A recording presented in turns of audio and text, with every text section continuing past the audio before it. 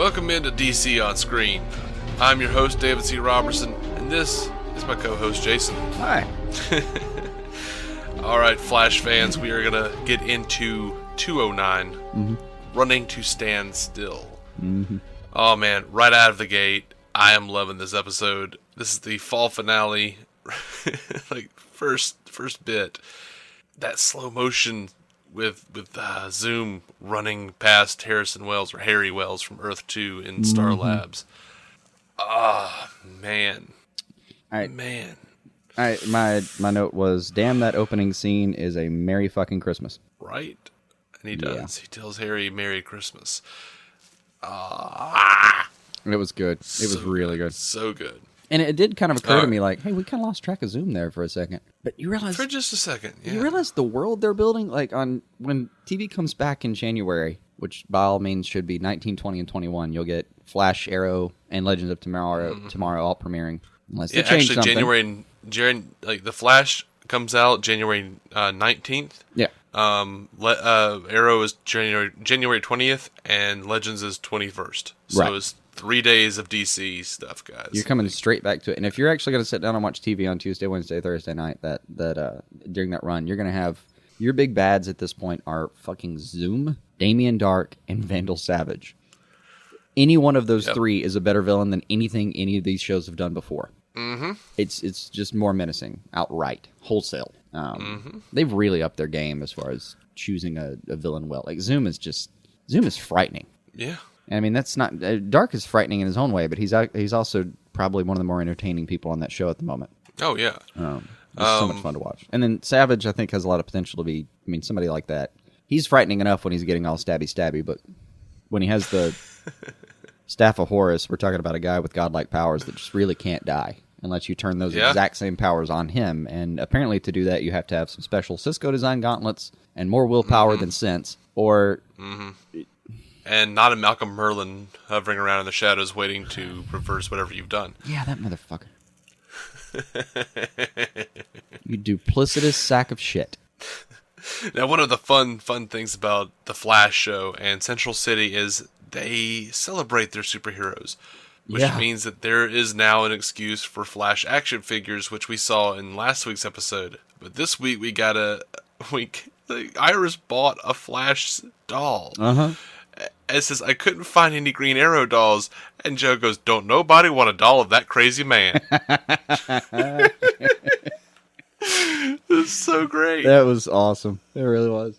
And, God, man, like, it's usually a cheap shot when they show you a toy in the show, and then you're like, oh, I should go buy that toy. But no, somehow this makes sense. They like, hung a lantern on the toy inside the show. If I went and bought exactly the toy that she was holding up right now, I'd be like, cool, I got a piece. They would totally I would buy it. I would be a cheap fool, and I would go buy it. I've seen that toy in stores. Why do you not own it already? Because I own several other Flash figures. You're not a Grant Gustin? Damn it. I don't have a Grant Gustin. Damn it. No. I must rectify this. Yeah. Well, if I get a Grant Gustin, I have to get a Green Arrow, and in real life, they do have a Green Arrow doll. No. And they have a Laurel, and they have a Sarah, and they have all the others. Apparently there's a Captain Cold, too. I know. Because I know. The bad stranger that comes over and hangs out with the tiny young man was playing with it.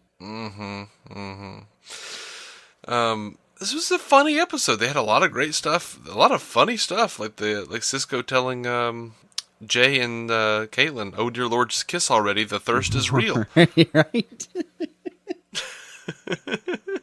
I actually I've been annoyed with Jay recently. I think I've made that clear. But this time he was finally not a stodgy old curmudgeon for a second, and like had some fun with people. I liked his running gag about we don't have that on Earth too. Yeah, what is that? Right. Man, it was even cute when they finally got to kiss. It's a shame it's going to end in tears. I just feel that in my gut. Well, sure. Not even sure what the mechanism would be yet, but this doesn't end with a happy family full of tiny little Jay Snows. No. God, there was just so much good stuff here. They have The Godfather on Earth 2, and Harry Wells, for a moment, every Earth has the Godfather veto. Right. They even did the bit with the music. It was amazing.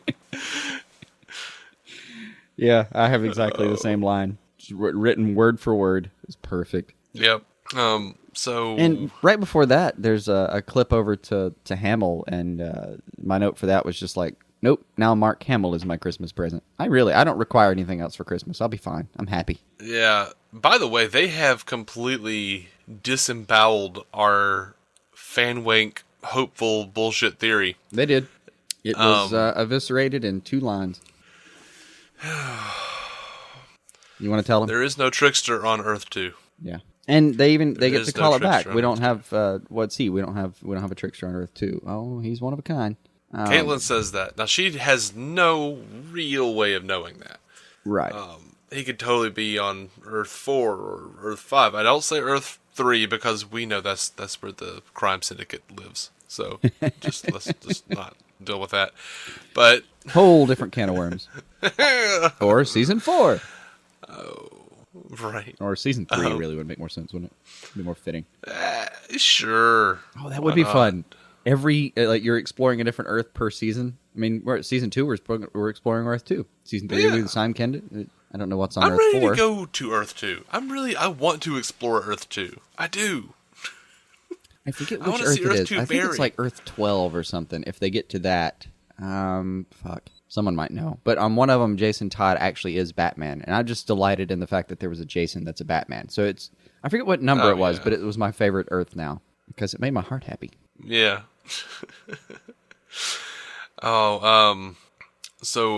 Yeah, I love the dynamic between Captain Cold and Barry. I just do. I meant to bring this up as a possibility, and yeah, that was great. But if the Trickster is no longer, well, that was a possibility I was wondering about. Like, could the Trickster have maybe crossed over at some point? Could Jay just not know that they had a Trickster on Earth 1 or Earth 2 because he kind of popped over here? That was my thought, though, because he had to have been in our reality. I say our reality. He had to be in Earth 1. Because they have the footage from the original Flash show in Earth 1. Yeah. The only difference is the cops caught him instead of the Flash catching him. That would be enough of a difference, at least, to give it some rope to hang itself with. And you wouldn't put it past the Trickster to get here, realize there's another James Jesse, and kill him quickly. I'd love to watch that fight. God, I'd love to watch that. Now, here's one of the real reasons that, okay, they have Amanda Pays playing Tina McGee, all right? Yes, it could just be a cameo, but they keep bringing her back. But the real reason, that bothers me, as far as, there has to be some kind of connection, aside from just having Mark Hamill and John Wesley Shipp and the dude that played Bellows, all 3 as well on the show, is Tina McGee in the comics was a love interest for Barry. You're telling me the CW gave up a love interest? No. That is really hard to buy. No, that's stock in trade, man. That's a butcher giving up a piece of cow. She's a scientist, and she's a love interest. No, you don't do that. You're at CW. No. That's your meat. Sweetie. That's your bread and butter. No, you're not doing that. But, at least one of our theories was denounced here. Yeah. So... we just have to rework it. We're going to have some time to sleep on this and re-angle ourselves. Because, there's no reason they're necessarily... The 90s Flash isn't out yet. We just got to figure out another way to sneak it in. Right. And we'll find a way. Where there's a will, there's a way. Right. And we watched that show. Unfortunately, we don't have anyone named Will playing on this show. So... Hopefully there's one listener named Will, and we'll call that our necessary quota. Right. So if there's a listener named Will, write in, let us know that you exist, and we'll know that there's a way. I'm just gonna assume. And move on with it. And look, by the way, all right. So Iris comes up with this crazy idea that she's just gonna spontaneously relieve herself of a lie. Oh yeah. I say crazy idea because apparently this is unprecedented territory for the writers. Not so much the writers of The Flash, but the rest of the universe have this proved something to me. If it had never been shown before, it proved to me that you don't actually have to have a big standout thing. It doesn't have to be a big plot turn even for one episode. It doesn't have to be a story arc. I don't have to go through 3 episodes of why this person's doing it. It can be enough that they just decide, I'm really tired of having this secret on my chest and I need to tell this person. That'll do, pig. And dude, Candace Patton did a tremendous job. Really did. Telling Barry and Joe about Wally. Like, she hung in there with Jesse on so Martin. good. Good fucking job. Yeah. I liked how he left the room, too. I just need to sit with it.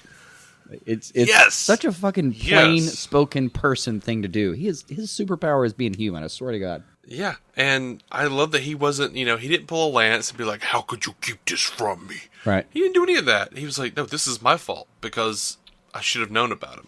Yeah, it's, what do you call it? A 20-year lie. I was protecting myself. Oh, man. Well done. Jeez. Well done, guys. Such a good guy. I want to hug him. I know. And then by the end of the episode, when you finally get Wally, you see that look on Joe's face, and it's like it's taking everything he's got not to just go hug the kid. But he knows it's not the right thing. Maybe need to let this breathe a second. But even like the panic when Wally looks around and goes, "Oh, you have company. I should come back later." And he just goes, "No. Yeah. Oh, oh, so good." Yeah. He's a he's a fun person to have in the show because he's the ultimate Boy Scout for the show. I mean, he's got his flaws. He's pulled a trigger a few times when he shouldn't have, but what Boy Scout hasn't? He does the best job of making sure that even the superpowered people on the show have something to look up to. Man, he's just awesome. Yeah, pretty happy with him. I'm pretty sure about that. And then we got to see like Patty really come in with some real spine, like some real backbone in her backstory. I cracked up when she like kind of turns to Barry and goes, "I don't have time to bring you up to speed," and he goes, "That is ironic." Right. Yeah, I really like that. But yeah, I really enjoyed her. I did. I always enjoy Patty though. Yeah, I really have enjoyed her. But she got to really do some fun kind of. It was kind of the theme for the week. Everyone got to do their emotional scene, and it somehow felt. I don't know. They earned it. There weren't a lot of moments where I was kind of watching going, why is this person breaking down on me all of a sudden? Right. No, with Patty, it made perfectly good sense. And I gathered that Martin had shot her dad back when he was just a petty criminal, like no powers as of yet. I mean, God, that was like 15 years ago. So he's been a petty criminal for like 20 years, and then the last, year or so, he's gotten this world-changing capacity. By the way, he can fly. Liked that. Yeah, like I love that. Like Cisco is like trying to explain how he's not really flying. Right. Here he just goes, nope. No, he can fly. He can fly. It's got Occam's razor, man. Don't. The thing you need to know about this is he can fly. All right, so and then he's walking across the fucking helicopter blades, or just running across. That was a great shot. Gotta love that. That was a great shot. I'm not sure whether I like this or not, but Cisco's "How you like them magnets, bitch." I enjoyed it. Actually, but in that scene, the thing I liked more about it was Harry and Garrick working together. They're both on exactly the same page. They know exactly what's going on, and Cisco's really stepped up his super science game. And it was kind of nice to see him get completely schooled. Like, there's still something you can learn, kid. Yeah. I enjoyed that. Like, you still know what? Learning from Harry after all this time. I learned something in this episode. I had not fathomed that C4 dreidels would be so creepy. Oh God, they're real bad. Those were really creepy. Yeah. Like, I kind of did the thing where I kind of jumped around because I thought I saw a dreidel rolling up to me. It's like,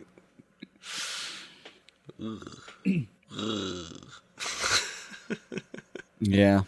Oh, a line I really enjoyed. My stocking won't be completely stuffed until it's filled to the brim with bloody flash parts.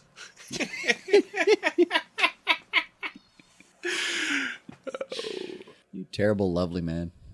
Yeah, I'm sorry, man. I love Hamill so much. And it was a good little short of some giant fucking super Earth 2 magnetic science plan, that they had a really good one. 100 randomly placed bombs. Oh my gosh! And Hamill just sitting there all Indian style on his little what do you call it, like a Santa throne? I don't know what those things are called. Just laughing his ass off. And Barry did a great job with one little moment where he like he realizes how beaten he is by this scheme, and there's a moment of begging, just please don't. Yeah. Like, but like as soon as he's accepted his fate at that point, and just please don't blow up those children. Really good moment. Now, even better moment though. Harry they open the door. The kid opens the door. There's Harry Wells. Your toys. Give them to me.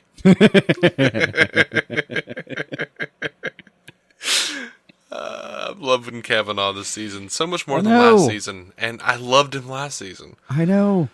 He managed to, and I think it was his choice to go kind of really different with it.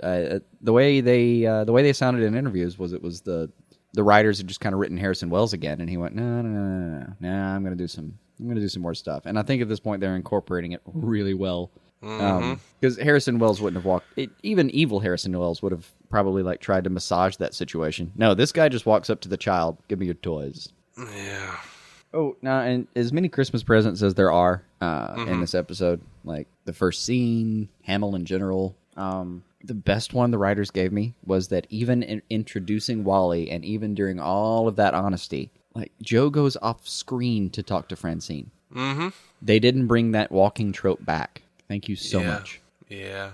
It really not her fault. I thought she did a fine job with a bad character, but she was a bad character. I don't want to see her again. I have nothing for her. Yeah. Not a present under that tree. And I really like Joe's little sideline with the watch. Mm-hmm. Oh my gosh. No, it wasn't even cute, dude. Like, I thought it was so important and so amazing. Like, I almost wept. Like, because he wanted Barry to know that, dude, I wanted to give this to my son, and now I have. Like, right. Just because I have a biological son doesn't mean you're not my son. Shit's about to get really weird, but like, he was solidifying their relationship. I just thought that was amazing. Like, that was a really good touch. Like, I knew they were going to do that. I've had someone my dad gave me a watch one time with the hope that I would suddenly start being on time to things. I laughed when he said that story. It was like, oh yeah, I've done that. It didn't work, unfortunately, but it was a good try. Right. Still have the watch. Battery needs to be replaced. Oh, you were talking earlier about like Snart and Barry. Oh yeah. The break-in scene is phenomenal. Just really fucking good. And Barry's such a dick, and Snart's just kind of answers him with "Merry Christmas, Barry." Right? Goes to walk out. And I mean, come on. You know what? Don't call him on it. You know, he's not there yet. But this is the closest thing he gets to. This is the closest he gets to doing a good deed. Let it be. And what I really dug is Barry's got to put a label on it and shit. Yeah, and be a dick about it. Just be a dick. You got Snart over here going, well, I'm not exactly a hero. And then Flash goes, well, you're doing a pretty lousy job of being a villain this week. Like, this week? Okay, well, thanks, Abed. Right? Yeah. Why don't you just call this a season, too? But I liked it still. Yeah. It fits their dynamic. I like the line about, like, you know, me and my friend saved your sister's life, and you can't stand to own me a marker. That was a good call. Mm-hmm. And there's just one more line as he goes out, like, sorry, I'm not interested in being a hero. Oh, the hell you're not. I'll see you in January, piece of shit. Yeah. Well, he says that in the Legends of Tomorrow trailer, and he's like, well, you're more than heroes, you're legends. Well, that sounds right up Snart's alley. Like, right? I can do a legend. Well, there's no money in it, but you're saying timeless fame, huh? All right. I'll take currency and timeless fame. Now, I mean, I don't know when is coming back exactly and what the running is going to be. We know that, like, they're going to kill off characters in Legends of Tomorrow, right. And there is speculation, and Bethany actually... I actually want to start like a Deadpool on that. Yeah, well, Bethany let me know about this. Prison Break is coming back, so... Okay. Yeah, that's Snart and Heatwave right there. Mm-hmm. So, if they get their limited series, their Prison Break limited series on Fox... Well, not necessarily, though. To my knowledge, how much filming do they really have left for LOT? I don't know. I mean, they started a couple months ago. I don't know. I forget how many episodes it's supposed to have. Isn't it like a 13 run or something like that? I probably, I don't know. I mean, it's not even a full season. They've been pretty, But they haven't. They have been very careful about not saying that there's a season 2 yet, officially. Mm-hmm. All kinds of fucking rumors about what would be involved in season 2. Obviously, my favorite being the Constantine might be a regular there. Oh, man. Carlos Valdez actually came out and said that he is actually doing a variation of Cisco. Really? Yeah. Like another timeline or another Earth? He didn't specify. He just I'm on board says either way. he said he's got a fun take on the character on Legends of Tomorrow that he's already filmed. Oh, that's awesome, Right? dude. We've said it before, but like when we first met that kid, it was really, we had some troubles. Mm-hmm. I don't know if he was just out of context or what, and he would be a little fish out of water over on Arrow. Sure. Getting chased down by a fucking Deathstroke. Sure. But yeah, God, he's been so great since. I'd love to see. I want to see the full vibe thing happen. I want to see him turn into one of those cocky, confident fucking hero types that still has like a really good quip. Yeah, what I hope for, what I hope for with Vibe. I don't remember what comic it was from, but this is the basic tone, the basic vibe, if you will. Mm-hmm. There's a scene, I think it's a Justice League book, where he's sitting in the Hall of Justice at a table, and friggin' Hawkman sits down. And he sits down right next to Cisco. And Cisco looks over and goes, "You're covered in blood." And Hawkman is just like, "Yes." And like the next panel is like just him moving a few chairs down.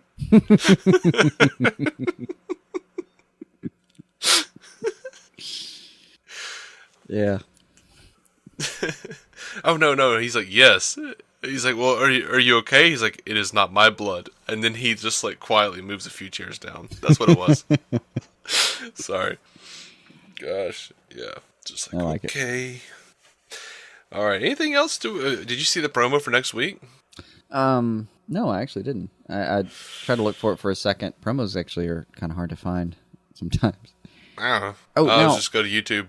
Flash to. Well, by the way, you don't mean next week, obviously. You mean next. Yeah, sorry. season. Yeah, next season. Next season. Next whatever. run. We'll say next run. Month. We'll say next month. January 19th. Right. Next episode. And beyond. No, look. I was slightly annoyed. Like at the end of this episode, what we have is like the same thing we had at the end of, or somewhere around the middle of last season. Was all right. Well, we can't trust Harrison Wells anymore. We knew that we couldn't trust him because his daughter was kidnapped anyway, and yeah, as long as you've got a daughter being held captive by Zoom, which, by the way, I know they've got a lot going on, but that is a really that is an important thread to have kind of dropped for a few episodes. Even for a crossover, that seems like I would have liked a one-liner to kind of show that you were still juggling that one. Yeah, I really loved it in this episode when Barry invited him to the party, and he says, "I don't celebrate until my daughter's back." Right. Like, okay. Oh, and by the way, I really liked Barry's little speech through the glass to his version of Harrison Wells. Mm-hmm. That was nice. And I think it's important for us to remember, even if he is helping, he's obviously reluctantly helping Zoom. He doesn't want to help Zoom, and I think that makes all the difference in the world. Last season, pissed at him at the end of the episode. He's you're fattening like a turkey, or like a whatever. I think it's a turkey, but you're just fattening him. No, a goose. I'm gonna go with goose as final answer. I don't know, but yeah, it's a cool, it's a neat concept that's why he's brought all these people over. I really love when you like. Flash is very much monster of the week sometimes. All these shows are. It's a thing you have to do.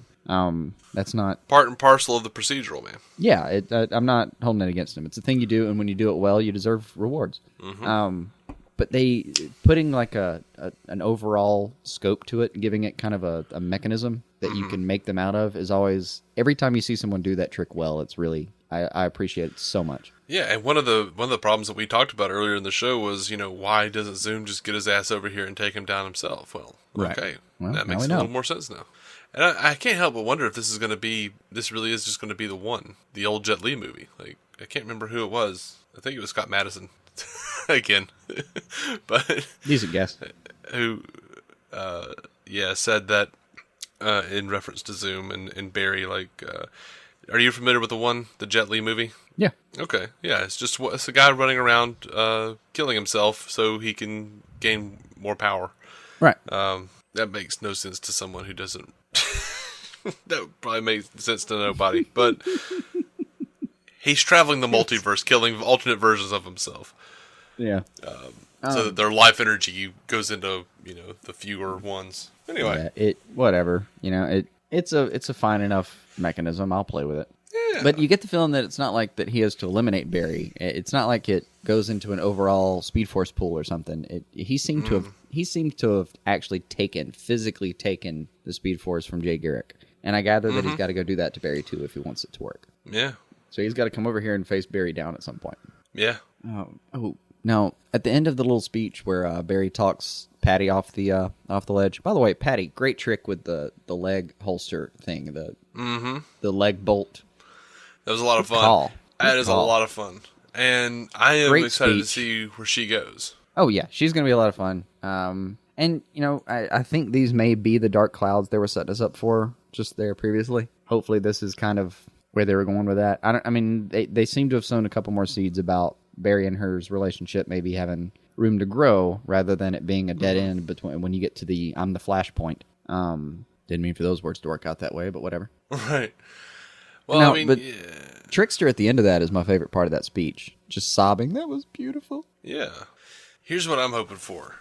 We've got all the players set up for the most part. Mm-hmm. By the end of the season, I'm hoping Zoom, instead of Oliver needing to come over and save Barry's ass, like he did with Reverse Flash, if I can speak. I'm hoping Zoom is taken down by Jay Garrick. Like, let's say they actually he kind of takes Flash out of the equation for a minute. Winds up getting saved by Jay Garrick's Flash, Kid Flash, who would be Wally West, Jesse Quick, who's Harrison's daughter, and freaking Hot Pursuit, Patty Spivot, complete with her freaking cosmic motorcycle. Awesome. And it'll probably take that many speedsters to take Zoom down. And just a weepy Joe in the corner going, I don't even know what's happening. I don't even know what's happening. Oh, and I mean, it's great. Screw it. Let's just throw in Vibe too. Why not? That's the end of. That's my perfect end of season 2, and they can end the series. Let's not get greedy. Let's not get all American television on this ship. Just call it a day. Dude, do you realize how much Hamill's a really great person? It's okay to love his characters, the ones he creates, because he obviously loves them as much or more than we do. You realize, in a 3-week period here, he's reviving a character he started in 25 years ago, and then another character he started probably what is he, 40? When the hell, 30, 40 years ago? Yeah.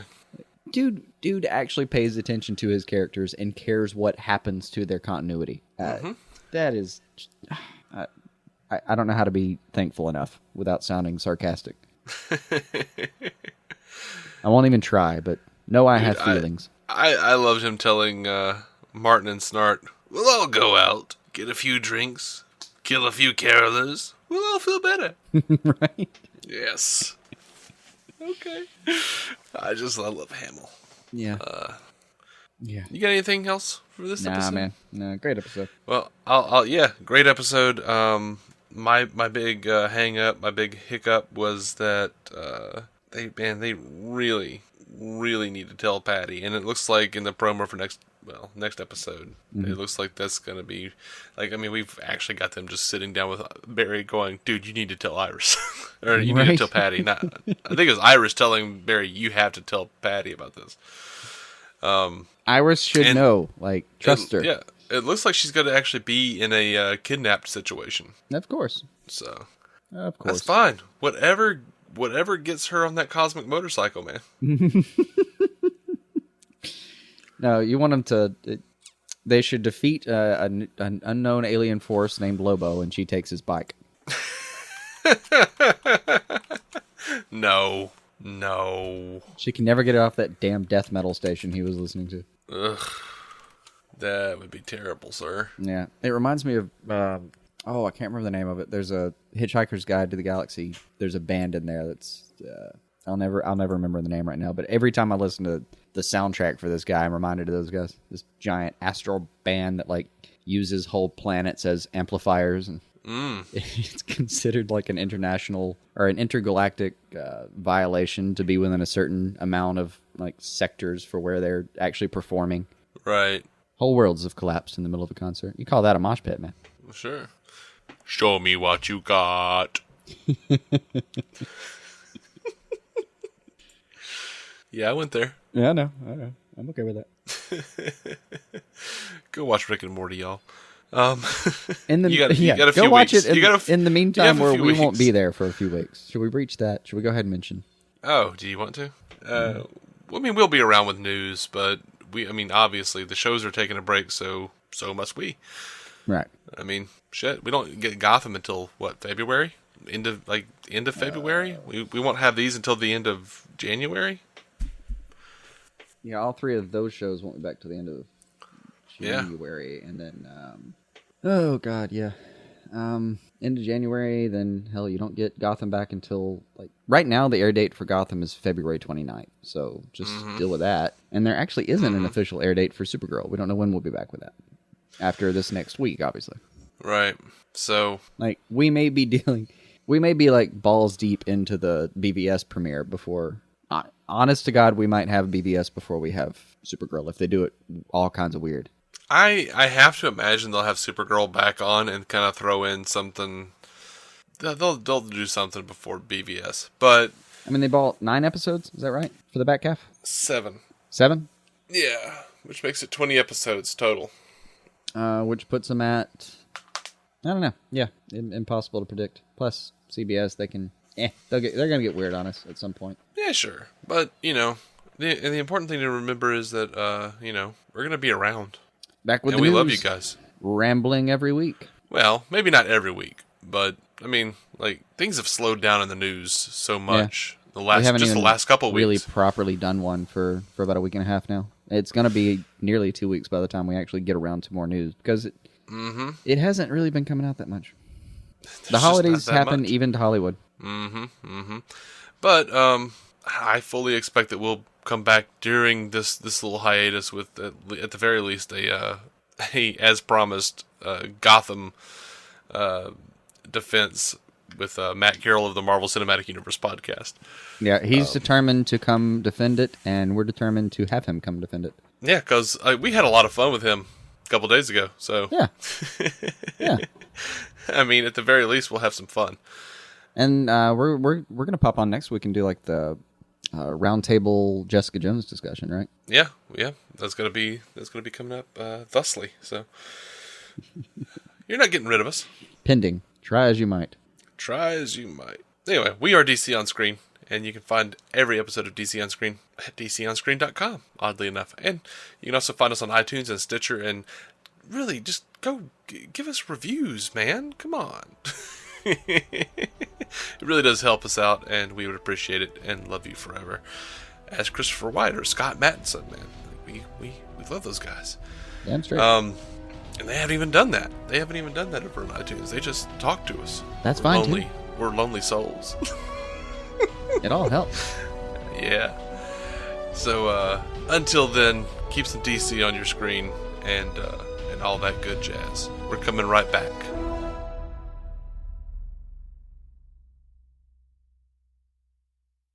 Lucky Land Casino, asking people, what's the weirdest place you've gotten lucky? Lucky? In line at the deli, I guess? Aha, in my dentist's office. More than once, actually. Do I have to say? Yes, you do. In the car before my kids' PTA meeting. Really? Yes. Excuse me, what's the weirdest place you've gotten lucky? I never win and tell. Well, there you have it. You can get lucky anywhere, playing at LuckyLandSlots.com. Play for free right now. Are you feeling lucky? No purchase necessary. Void where prohibited by law. 18+. Terms and conditions apply. See website for details.